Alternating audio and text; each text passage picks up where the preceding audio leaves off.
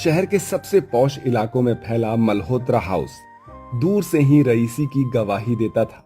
संगमरमर की सीढ़ियां, चारों ओर फैले बगीचे और गेट पर खड़े सिक्योरिटी गार्ड, सब कुछ इतना भव्य कि देखने वाले ठहर जाएं। ये वही घर था जो पूरे मोहल्ले में मर्दों का घर कहलाता था, क्योंकि इस घर में कोई औरतें नहीं थी। महावीर मल्होत्रा शहर के जाने माने बिजनेसमैन, 4 बेटों के पिता, लेकिन पत्नी के निधन के बाद यह घर अब अधूरा महल बन गया था। 4 बेटे हैं मेरे, चिराग, रोहित, मयंक और सबसे छोटा गोलू।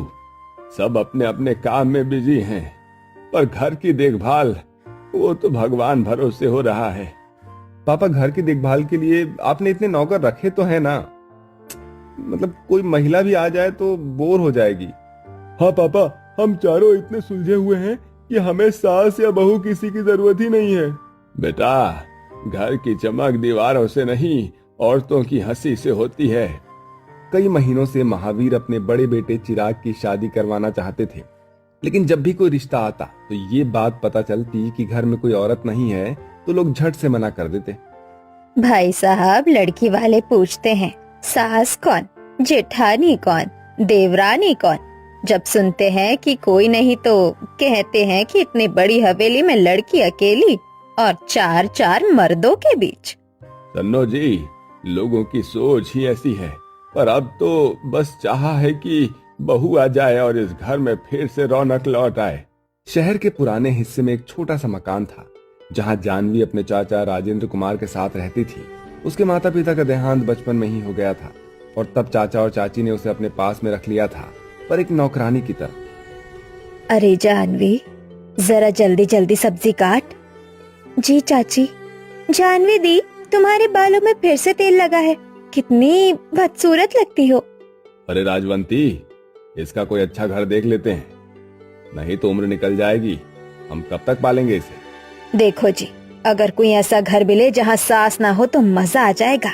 सारा काम इसकी जिम्मेदारी और हमें छुट्टी।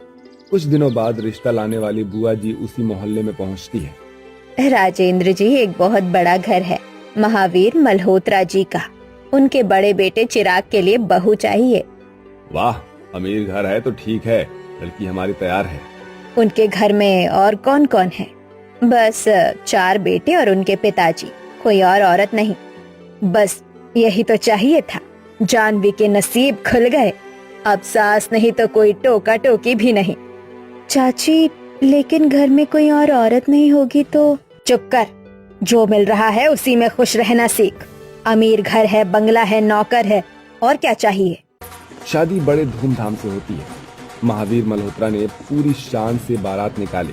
चिराग ने भी अपनी दुल्हन को पहली नजर में देखकर मन ही मन कहा, अब ये घर सच में घर बनेगा।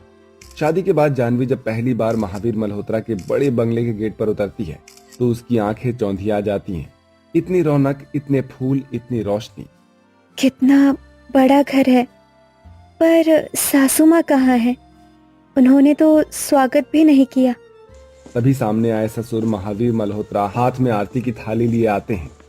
बहू, आरती मैं ही करूंगा, अब इस घर की गृहलक्ष्मी तुम ही हो। पीछे से छोटा देवर गोलू चावल का लोटा लेकर बोलता है, भाभी जरा ध्यान से पैर रखना, नहीं तो मेरे दिल पर छाप पड़ जाएगी।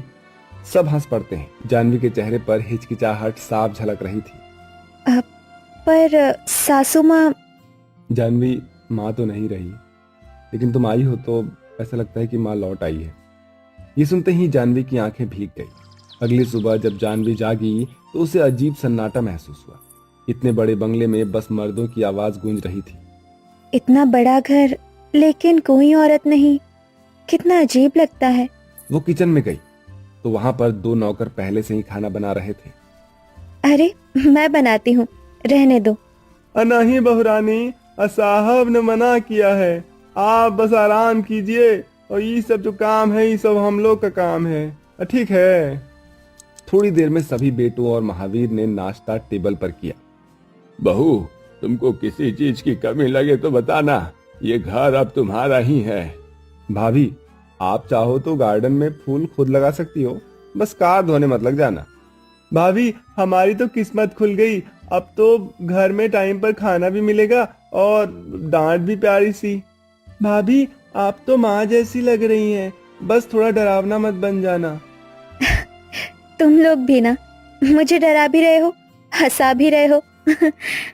जानवी ने महसूस किया कि इस घर में मर्द दिल के बहुत साफ हैं। महावीर मल्होत्रा उसे बेटी की तरह मानते हैं और देवरों में कोई शरारती था तो कोई संजीदा, पर सबका प्यार सच्चा था। रात को चिराग बालकनी में खड़ा होता है। आपकी माँ कैसी थी? बहुत सादा पर मजबूत। जब वो गई तो इस घर की हंसी चली गई थी, और अब तुम आई हो तो लगता है कि वो हंसी लौट आई है।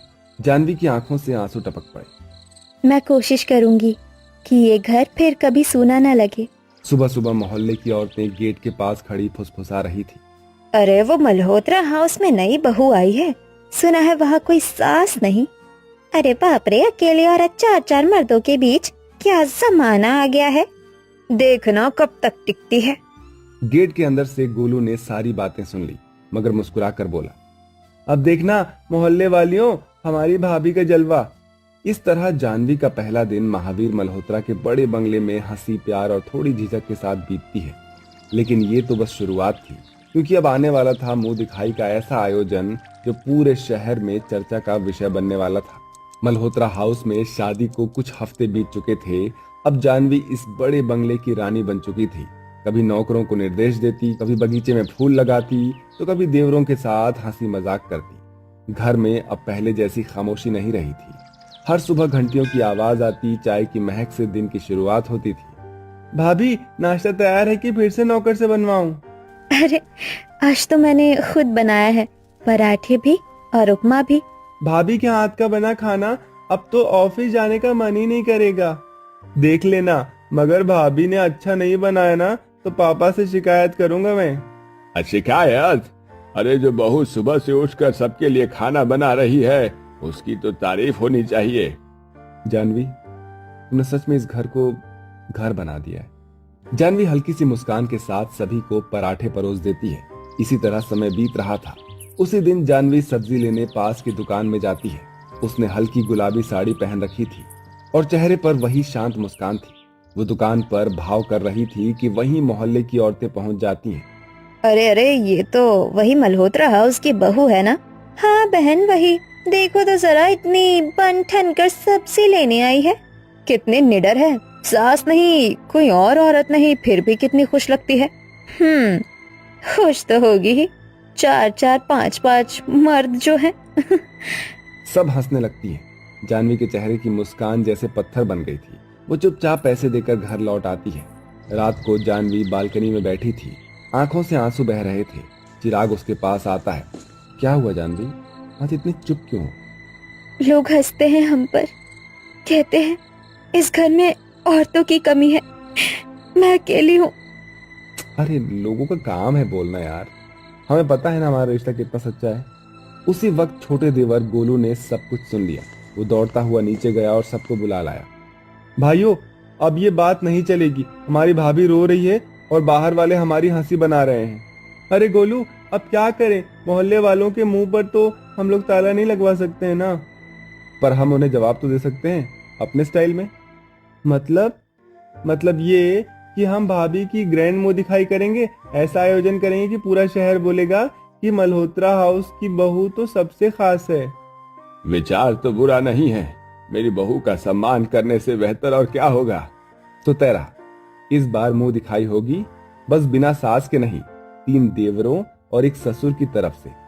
मल्होत्रा हाउस में गहमा गहमी शुरू हो गई। गोलू खुद मार्केट निकल पड़ा। देख रघु, मुझे शहर के सबसे अच्छे मेहंदी वाले चाहिए।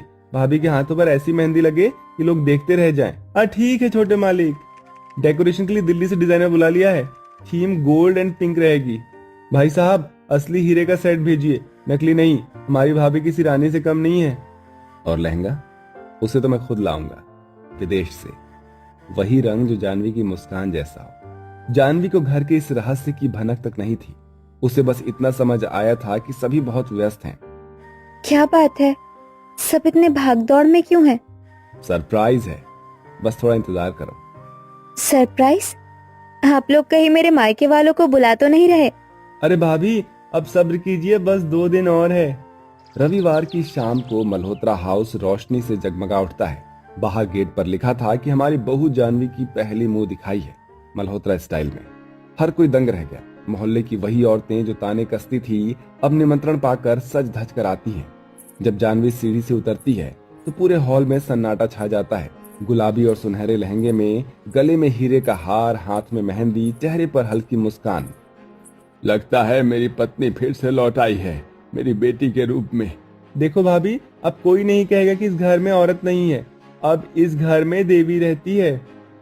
अरे ये तो सच में किसी रानी जैसी लग रही है। हम तो सोच भी नहीं सकते थे कि मर्दों का घर इतना शानदार लग सकता है। कार्यक्रम के अंत में जब सब लोग चले गए तो जानवी स्टेज पर खड़ी होकर सबको देखने लगी। मैंने कभी सोचा भी नहीं था कि मुझे ऐसा ससुराल मिलेगा जहाँ ना सास है ना बहनें, पर फिर भी हर कोई मेरे लिए खड़ा है। पापा जी, आपने मुझे बेटी की तरह अपनाया, देवरों ने मुझे माँ बहन जैसा सम्मान दिया, और चिराग, आपने मुझे वो इज्जत दी है जो मेरे मायके में कभी नहीं मिली। उसकी आंखों से आंसू झर रहे थे। बहू, इस घर में अब कभी भी आंसू मत बहाना। अब तुम सिर्फ बहू नहीं हो, इस घर की माँ हो और इज्जत भी हो। सभी एक साथ ताली बजाने लगते हैं। रात को जानवी और चिराग बालकनी में बैठे थे। हल्की हवा चल रही थी। आज मुझे लगा मेरी माँ मुस्कुरा रही है, कहीं ऊपर से। वो जानती है कि उनकी बेटी अब बहुत खुश है। अब मुझे डर नहीं लगता इस बड़े बंगले से, क्योंकि ये अब मेरा घर बन चुका है। सास नहीं है, पर बहू में पूरी दुनिया की ममता है। दोनों ने आसमान की ओर देखा, जैसे सितारे भी मुस्कुरा रहे हों।